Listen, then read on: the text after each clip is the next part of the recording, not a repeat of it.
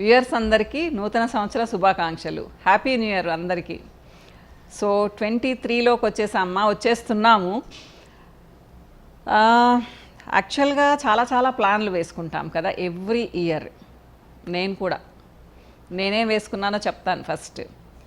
అసలు ఈ వీడియో ఎందుకు చేస్తున్నాను అంటే, ఈ మధ్య ఒక క్యాప్షన్ చదివాను నేను. మీ శరీరంపై మీ భవిష్యత్తు ఆధారపడి ఉంటుంది. ఎంత బాగుంది కదా, మీకు అర్థమైంది అనుకుంటాను. మీ శరీరం పైన మీ భవిష్యత్తు ఆధారపడి ఉంటుంది అంటే, మీ శరీరాన్ని మీరు ఎలా ఉంచుకుంటే మీ ఫ్యూచర్ అలా ఉండబోతుంది అని చెప్పేసి. అంతే కదమ్మా. ఏదేదో కలలు కంటాం మనము. ఈ ఇయర్ ఇది చేద్దాము, నెక్స్ట్ ఇయర్ ఇది చేద్దాము, 10 సంవత్సరాల తర్వాత ఒక బిల్డింగ్ కొనుక్కుంటాము, పెద్ద కారు కొనుక్కుంటాము, అలాంటి చోటకి వెళ్తాము. సో అమ్మా నాన్నల్ని ఇలా చూసుకుంటాము, బిడ్డల్ని ఇలా పెంచుకోవాలి, బిడ్డల్ని ఇలా చదివించుకోవాలి, ఇంత బ్యాంక్ బ్యాలెన్స్ ఉండాలి, అన్నీ చేస్తాము. కానీ మనల్ని మనం మర్చిపోతాం. ఏం తింటున్నామో, ఎలా తినాలో మర్చిపోతాము. మన హెల్త్ ఎలా ఉందో మర్చిపోతాము. సో ఫిజికల్ హెల్తే కాకుండా మన ఎమోషనల్ హెల్త్ ఎలా ఉందో కూడా మర్చిపోతాము. నేను ఇవి మాట్లాడాలనుకుంటున్నాను. అంటే మీకేదో నేను నీతి బోధలు చేస్తున్నట్టు కాదు. ఇవన్నీ మనం పొరపాటుగా చేస్తూ ఉంటామా. కానీ నేను చెప్పాలనుకున్నది ఏంటంటే, నేను yearly once full body health checkup చేయించుకుంటాను తప్పకుండా. ఎందుకు అంటే, నేను 60కి దగ్గరగా రాబోతున్నాను. కానీ ఇప్పుడు కాదమ్మా, నేను 50స్లోకి వచ్చిన దగ్గర నుంచి చేయించుకుంటాను. ప్లస్ నాకు 40 ఇయర్స్ దాటిన తర్వాత నేను మల్టీవిటమిన్స్ వేసుకుంటాను. కాల్షియం లెవెల్స్ చూసుకొని కాల్షియం సప్లిమెంట్స్ వేసుకుంటాను. అలానే నా హిమోగ్లోబిన్ లెవెల్స్ చూసుకుంటాను, నా హార్మోన్ లెవెల్స్ చూసుకుంటాను తప్పకుండా. అంటే మీరు అనొచ్చు, మేడం వచ్చేదైతే ఏం టెస్టులు చేయించుకుంటే ఏముంది, హెరిడిటరీ అయితే తప్పకుండా వస్తుంది కదా. నిజమే, కానీ మనం చూసుకొని కేర్ తీసుకుంటే డేంజర్ నుంచి తప్పించుకోవచ్చు కదా. ఈ మధ్య వింటూ ఉన్నాము, 25 ఏళ్ల వాళ్ళకి హార్ట్ అటాక్స్, 30 ఏళ్ల వాళ్ళకి హార్ట్ అటాక్స్. అంతకుముందు విన్నామా అమ్మ కదా, లేదు కదా. అంటే అన్నీ మారిపోతున్నాయి. మన క్లైమాటిక్ కండిషన్స్ మారిపోతున్నాయి, మన ఫుడ్ మారిపోతూ ఉంది, మన స్ట్రెస్ అండ్ టెన్షన్స్ పెరిగిపోతూ ఉన్నాయి. ఏ కాలానికి తగ్గట్టు, ఏ పరిస్థితులకు తగ్గట్టు మనం మారుతూ ఉండాలి. కానీ బేసిక్గా కొన్ని పాయింట్స్ గుర్తుపెట్టుకున్నారు అంటే మీరు డేంజర్ నుంచి తప్పించుకోవచ్చుమా. నేను నా క్లయింట్స్కి ఎప్పుడు చెప్తూ ఉంటాను, మెయిన్ బ్యాలెన్స్డ్ డైట్ తీసుకోండి, మీకు ప్రోటీన్స్ అందేలా చూసుకోండి. మీ స్కిన్ బాగుండాలన్నా, హెయిర్ బాగుండాలన్నా ప్రోటీన్స్ చాలా అవసరం. దీనికే కాకుండా మీ బాడీ స్ట్రెంగ్తీగా ఉండాలన్నా, మీ సెల్ రీజనరేషన్ బాగుండాలన్నా తప్పకుండా ప్రోటీన్స్ ఎక్కువగా ఉండేటట్టు చూసుకోవాలి. కానీ మనం చూసుకోమ్మా. ఆన్ అన్ యావరేజ్ మన సౌత్ ఇండియన్ లేడీస్ 20 గ్రామ్స్ కంటే ఎక్కువ ప్రోటీన్స్ తీసుకోరు. అది కూడా అప్పర్ మిడిల్ ఇన్కమ్ వాళ్ళు. ఇంకా పూర్ ఇన్కమ్ వాళ్ళకైతే వాళ్ళకి 10 గ్రామ్స్ ప్రోటీన్ కూడా ఉండదు రోజుకి. సో ఎంత దారుణం తెలుసా అమ్మా. అన్నమేమో బాగా తీసుకుంటాము, కూరలు కూడా బాగా తీసుకుంటాం. ఏం కూరలు? వంకాయలు, బెండకాయలు, దొండకాయలు, ఇంకా చెప్పాలి అంటే ఆకుకూరలు. కానీ వీటిలో ప్రోటీన్ ఉండదమ్మా. మీరు తెలుసుకోవాలి. నేను చాలామంది ఇప్పటికి కూడా, మేము కూరలు బాగా తింటాం మేడం, మాకు ప్రోటీన్స్ బాగా ఉంటాయని చెప్తూ ఉంటారు. ఉండదు. మీ డైట్లో దాల్ ఉండాలి, బీన్స్ ఉండాలి, పెరుగు ఉండాలి, అలానే మిల్క్ ప్రోడక్ట్స్. ఇప్పుడు పన్నీర్ లాంటివి, అంటే మీకు ఏం ప్రాబ్లం లేకపోతే పన్నీర్ లాంటివి కూడా తీసుకోవచ్చు. కొన్ని సోయా ప్రోడక్ట్స్ తీసుకోవచ్చు. అట్లా మంచిది కదా అని అంటూ సోయా ప్రోడక్ట్స్ తినకండి. మనకు పెద్దగా డైజెస్ట్ అవ్వదు. మాది కొద్దిగా మాత్రమే తీసుకోవాలి సోయా ప్రోడక్ట్స్. అలానే గుగ్గిళ్ళు పెట్టుకోండి, స్ప్రౌట్స్ తీసుకోండి, లెగ్యూమ్స్ తీసుకోండి, చెన్నా కర్రీ, రాజ్మా కర్రీ, బఠానీల కూర ఇలాంటివి. అలానే పెసరట్లు చేసుకోండి. ఇది ప్రోటీన్ గురించి. ఇకపోతే కార్బ్స్, ఇది చాలా ఇంట్రెస్టింగ్ టాపిక్ అందరికీ.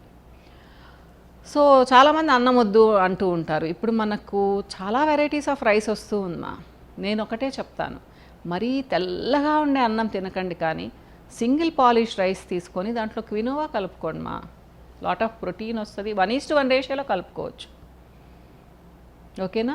లేదా కొర్రలు తినండి ఒకరోజు, రాగి దోశలు తినండి ఒకరోజు, సజ్జ రొట్టెలు తినండి, జొన్న రొట్టెలు తినండి. ఇలా మార్చుకుంటూ పోండి. అన్నం తినాలనే ఏముంది కదా. లేదు అట్లా కాదు, మాకు రైస్ తింటేనే తృప్తి అంటే మధ్యాహ్నం పూట రైస్ తినండి మా, ఇబ్బంది లేదు. 1 కప్పు లేదా 1.5 కప్పు రైస్ తినండి. కానీ మార్నింగ్ అండ్ ఈవినింగ్ మిల్లెట్స్తో ట్రై చేయండి. డిఫరెంట్ గ్రెయిన్స్ ఉన్నాయి కదా మనకు, బోల్డ్ అని ఉన్నాయి. పారిడ్జిల్ రూపంలో తీసుకోవచ్చు, ఉప్మా రూపంలో తీసుకోవచ్చు, కిచిడి రూపంలో తీసుకోవచ్చు కదా. ప్రాపర్గా అన్నము కూరలనే ఏముంది కదా.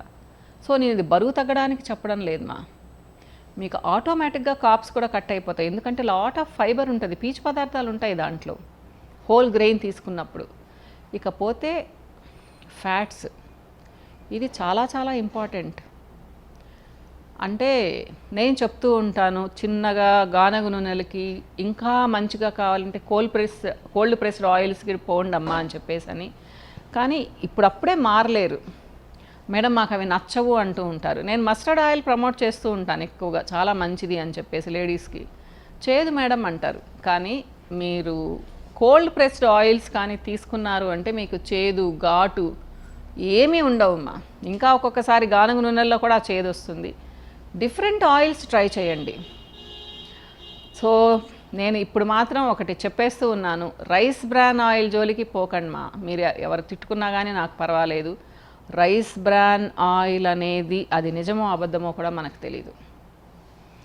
నేను ఎప్పుడో చెప్పాను కానీ అది కట్ చేసేసేవాళ్ళు. ఇది నా ఓన్ ఛానల్ కాబట్టి చెప్తూ ఉన్నాను. రైస్ బ్రాన్ ఆయిల్ తప్పితే ఏదైనా తీసుకోండి.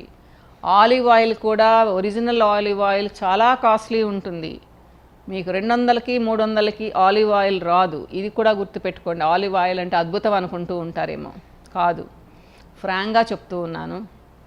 సో తిట్టుకోకండి ఆయిల్ మిల్స్ ఉండేవాళ్ళు.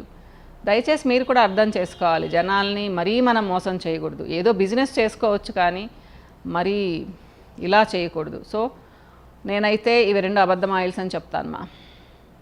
మిగతావన్నీ వాడండి కానీ గానుగ నూనెలకు వెళ్ళండి మా. మీరు పట్టించుకోండి దగ్గరుండి, బయట కూడా కొనుక్కోవాల్సిన అవసరం లేదు, ఎన్నో మిల్లులు వచ్చేసి ఉన్నాయి.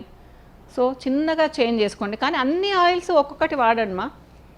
సాఫ్లవర్ వాడండి, సన్ఫ్లవర్ వాడండి, అన్నీ వాడండి. ఇలా అంటే ఒక 10 రోజులకు ఆయిల్స్ మారుస్తూ పోండి, చాలా మంచి పద్ధతి. ఇకపోతే మీ డైట్లో ఆకుకూరలు తీసుకోండి మా. వారానికి 3-4 సార్లు ఆకుకూరలు తీసుకోండి.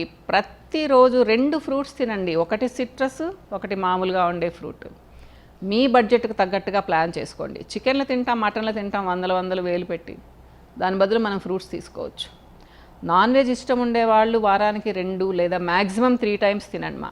అంతకంటే ఎక్కువ తినకండి, డైజెషన్ ప్రాబ్లమ్స్ వస్తాయి. అంటే వీటి గురించి నీట్గా తర్వాత మాట్లాడుకుందాము. ఇకపోతే ఎగ్స్ కావాలంటే మీరు 1-2 తినచ్చు. 40 years దాటిన వాళ్ళు యోగ్స్ పెద్దగా తినకండి ఎక్కువగా. మీకేమి లిపిడ్ ప్రొఫైల్ బాగుంది అంటే హ్యాపీగా తినండి మా. ఇవన్నీ ఎందుకు చెప్తున్నాను అంటే ఇవన్నీ ప్రాపర్గా తీసుకున్నారు అంటే మీ శరీరం బాగుంటుంది.